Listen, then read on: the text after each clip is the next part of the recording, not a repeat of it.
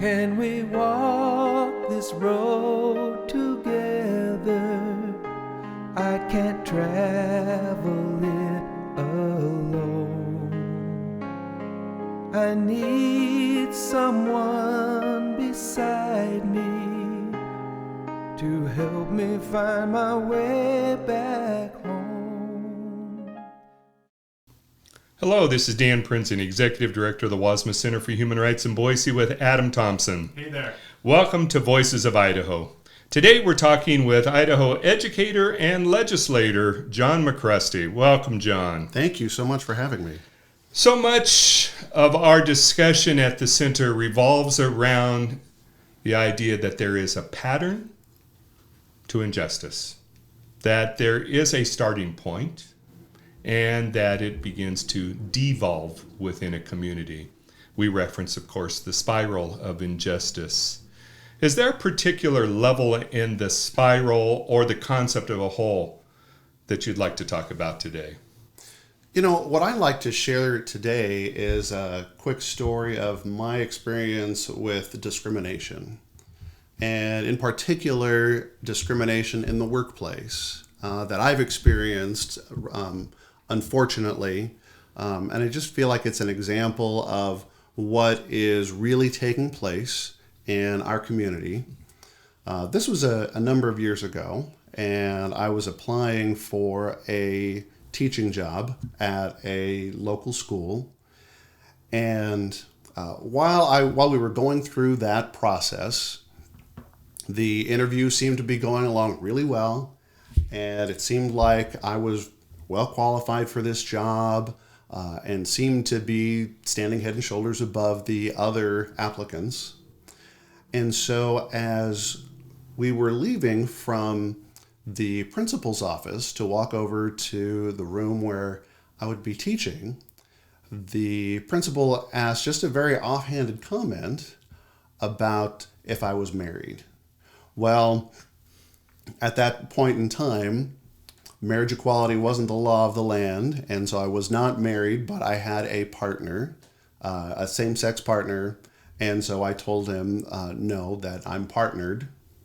And then from that point, the entire interview just kind of went downhill from there. The end of the story is that I did not get that job. And there was a certain amount of dignity that you end up walking away from and leaving behind, a certain amount of humility that you kind of have to swallow, which isn't really fair. But it is an unfortunate reality in the community that we live in. You know, I feel like people, when we talk about employment discrimination, a lot of time, particularly with people who are LGBTQ, that people think that, you go and do your job, and then for some reason somebody finds out that you're gay or that you're trans, and then you get fired. Well, and that's a real legitimate part of employment discrimination, but there's also just not getting the job to begin with. And so that was a very disappointing experience for me at that point in time. Well, let's clarify, John, because it is true in the state of Idaho, you can be fired or lose housing if you're gay or perceived as being gay. That's entirely true. But you're even saying that it can creep into, in your case, an interview process. The hiring process. Absolutely. All of a sudden, a piece of your identity began to overshadow your capabilities. Yes. And, it was one of those moments in time where you had to make this sudden choice. I could either be authentic and real and let this prospective employer know that I had a same-sex partner, or I could deny my spouse's love in that moment and my partnership with that person in that moment, and then go through the rest of my working career in that particular location and have to hold on to that lie. It almost seems to me to harken back to the days of don't ask, don't tell. Exactly. I'm just going to hide a part of me, never bringing it into the workplace, and never enjoying the freedom that other employees have. Exactly.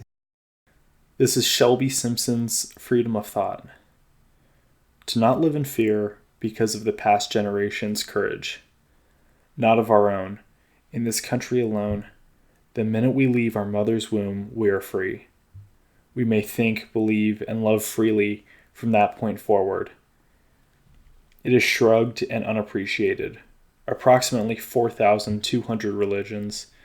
We have the right to choose our own. It was not given, it was fought for. To be taken for granted. We are allowed to define our emotions. Our thought process is completely our own, independent of others. We are free to manifest one's beliefs. I wish you not the audacity to subaltern another's way of life. Let us differentiate between everyone else with the intent to pursue our own happiness. Well, John, what you have described with, and certainly when we frame it according to the spiral of injustice, we begin to see how injustice can devolve with any community, whether that be our work community, our neighborhood community, the state at large. Because once we go from discrimination, we have now begun to marginalize or dehumanize or just even not recognize the totality of the person. That's where we begin to counter that who are the upstanders? What can we draw upon within ourselves and expect from each other to stand up and step in to confront injustice? How do we confront in the workplace? I would say that for me, what I have chosen to do is to share my story, be open about who I am, and to be an advocate certainly for the LGBTQ community, but also for any other marginalized communities. If it happens to one of us, it will happen to somebody else. Whether it is sexual orientation or gender identity, whether it's gender, race, religion. If it happens to one of us, it happens to all of us. And it's important that we speak out when those moments of injustices occur, that we acknowledge that it's something that's real within our community, and that it's something we need to do something about. Well, and I often reference that any one of us or all of us at some point has been or could be the other. Race, religion, ethnicity, nationality, gender, orientation, ability, that list that people will use to divide, to create an us and a them. And at that moment, any one of us can become the them. There are so many aspects of our lives that are interwoven, and it's that moment when you sit down with somebody and find out who they really are, and then you also learn about yourself, and there are those opportunities. There's those forks in the road that we choose to do something that sets us on a path that's honorable, or a path that is significantly less honorable. And to kind of come back to this idea of speaking out and making sure that people know what our stories are. So you've not been shy to share your story, and really, for the sake of your colleagues in the Idaho legislature, why we need to add the words. Absolutely. I feel like I see it so often with my colleagues in the legislature that for them that job discrimination is this thing where you have your job, and if you just kept your mouth shut and not let somebody know that you were gay, that you're trans, then you wouldn't get fired. And there's so much more depth to the issue of employment discrimination, with housing discrimination, with regard to public accommodations, with regard to education, that again, just coming back around to, it's important that we share our stories. It's important to be in the room when those discussions are being had. I like that concept, John. It's important to be in the room. That we owe that to each other. That each of us needs to be present in the room, speaking not only for ourselves, but for one another, for a much broader community in which we find ourselves living. How can we support one another?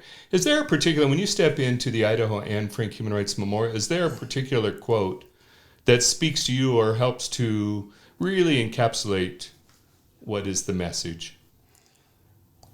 You know, maybe I'm just kind of tapping into a more political vein today, but I'm going to go with the Declaration of Independence,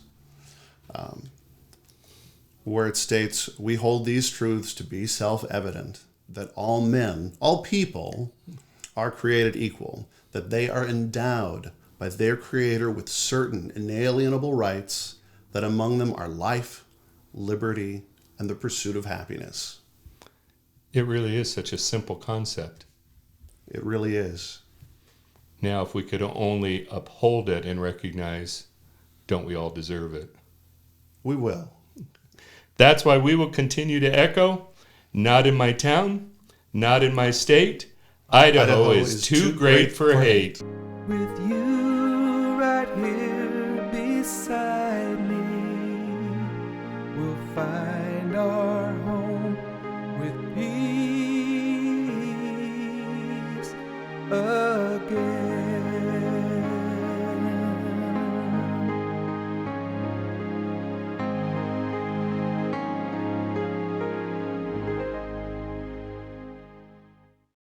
Here we are on formerly native land, right? And one of the things that I've been looking at recently is the way that we serve native students. Serving native students means we have to figure out how to effectively build relationships with native communities, right?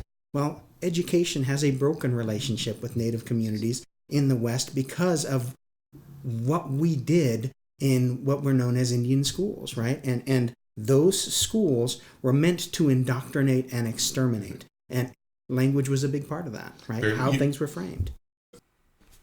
Hey, thanks for listening to this episode of the Wasson Center podcast. That last clip was with the Director of Student Diversity and Inclusion at Boise State, Francisco Salinas, and that episode will be airing on the 25th of November, so check it out then. The Voices of Idaho is created by Dan Prenzing and produced and edited by me, Adam Thompson. We'll see you in 2 weeks.